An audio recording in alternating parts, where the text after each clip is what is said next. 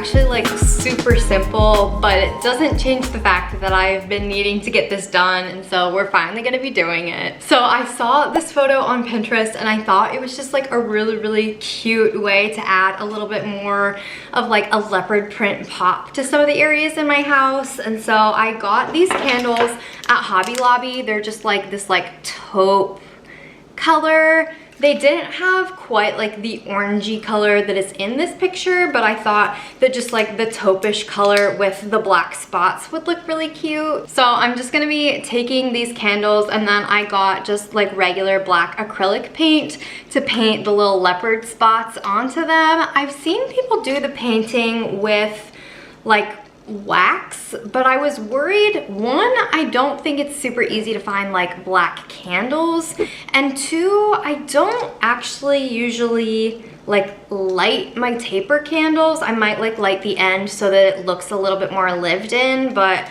when I have a taper candle, I'm not really like burning them down, so it shouldn't really matter that it's acrylic paint and not wax. If you do burn your tapers, I would suggest painting with wax, but I'm just going to be using black acrylic paint. I think I got this at Michael's, but I know that they probably sell it on Amazon. I've gotten acrylic paint at Walmart before, so it just depends where you actually can go and find them. And then I've got a couple different sizes of just like little bristle brushes. I'm not sure which one is going to work the best, so I picked just a couple different sizes. And then I got this pack of like clear candlestick holders off of Amazon, honestly a couple years ago now. I think for the 2023 Valentine's Day, I held like a little like candlestick painting Valentine's Day party, and I bought these so that we could put the candlesticks in them while we were painting the candles. And so I just had a couple of these left over, so I'm going to go ahead and put the candles in here to paint them, and then I will relocate the candles back into my decor once they're done. And then I also just have like these little pack of paint holders that I'm gonna put my paint in here, but you can just use any old like paper plate or anything. It doesn't have to be fancy, but I'm pretty sure I got these off of Amazon too if you're interested. And then because this is a very like simple craft, I think I'm gonna call my mom and talk to her while I finish these. It is her birthday today, so give her a little birthday call, paint these candles, and we will check back in once they're finished. Hello, happy birthday.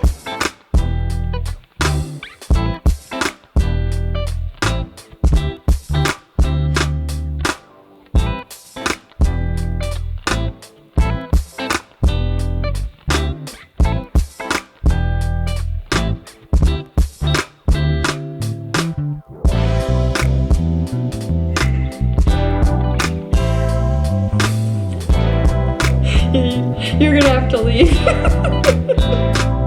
Oh my goodness.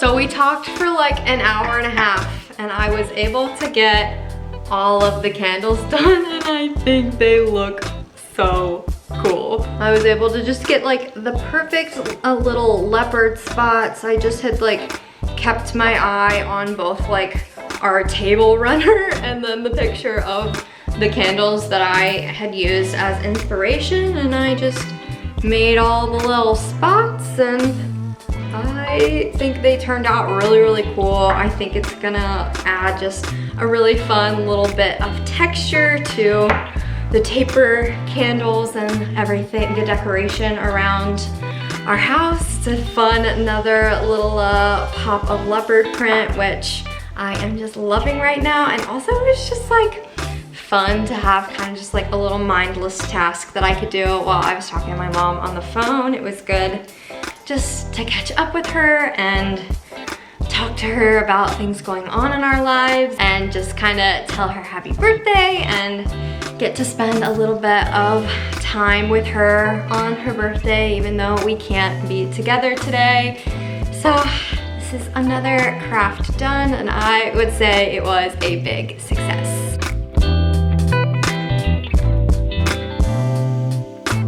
So today's craft is going to be another Cricut craft, but instead of putting it on something physical, I'm gonna be using an iron-on transfer to put it on a sweatshirt. So I follow this Ohio State like apparel Instagram account. I'll make sure to put them up on the screen. And I saw one of their photos, and it had this really cute like gray sweatshirt with the little cherries that said OHIO on it, and I thought it was so cute, and I thought it would be such a fun thing to have for game day, so I decided that I was going to make one myself. So we've got the green iron-on, the red iron-on, and the white iron-on material. It's just an iron-on vinyl. This is the Cricut brand, but I will make sure to have whatever I can find on Amazon linked in the storefront. And then I just got this like basic gray zip-up sweatshirt. It's like super soft. It's a good like oversized fit, but I think it will look really cute just with the little like cherry thing here on the front. And then I want to put the same design big on the back. So we'll need to measure this out, cut it out with the Cricut, and then we will do the iron-on transfer. If you have been here for a bit, you know that I make my own little t-shirts all the time. I made Kevin his shirt for the Sabrina Carpenter concert. I've made my own shirts for Blink-182 and Maslin games and Ohio State games, and I've made lots of my own like iron-on t-shirts. I like to see something and then kind of put my own spin on it, but this I might just kind of copy exactly how the picture is. I think it's so cute, so let's get going.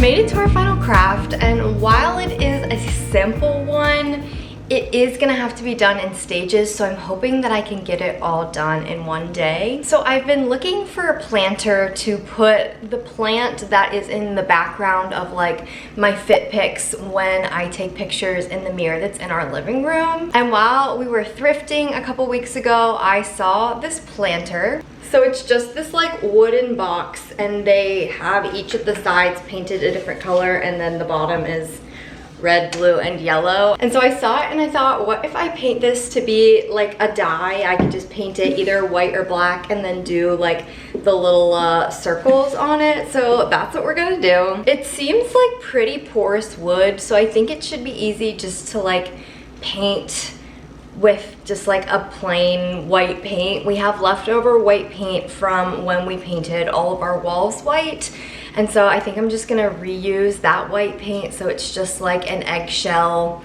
interior normal paint, but I'm sure you could use other, maybe even just like acrylic paint.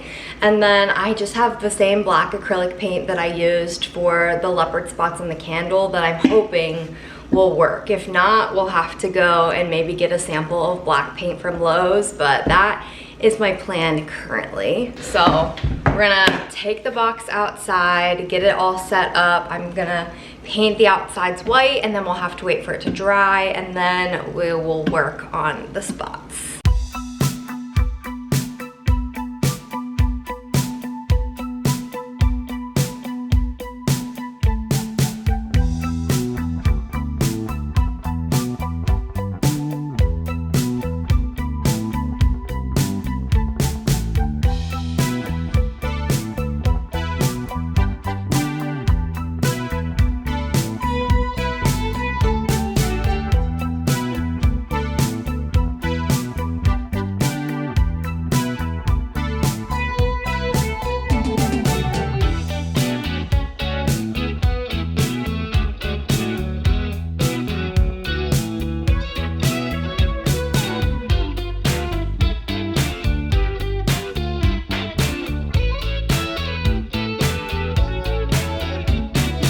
Okay, we came inside because it's starting to get cold outside, but we've got 3 coats of white paint on the box, and I think it actually covered really well. It's looking really good. And so it's time to add on our black spots. So I've got this Pringles lid that I thought would be just really good size to use to trace the dots that we want to do. So we're gonna do that. I'm gonna trace them on just with a pencil. I've got my little die here for reference so I don't screw up where the dots go. And then I'm gonna try painting it in just with black acrylic paint. Hopefully that works. If it doesn't, we'll have to go to plan B.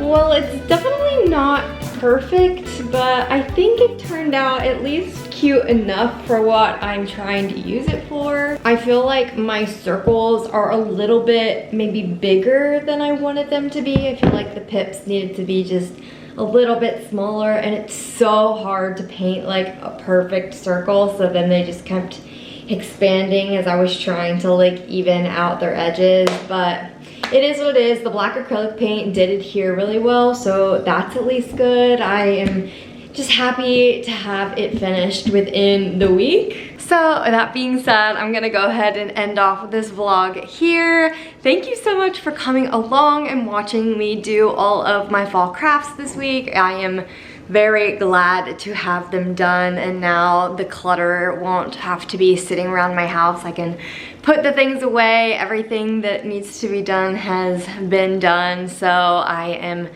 very, very glad to have it done, and it was fun to kind of document the process. Please let me know if you decide to do any of these. They were very fun and in my opinion really like easy crafts to do, so I would love to hear if you guys give them a try. Make sure to like this video if you did, subscribe to my page, and turn on post notifications if you're interested in getting notified whenever I'm posting, typically Tuesdays around 10 a.m. and I will see you next week.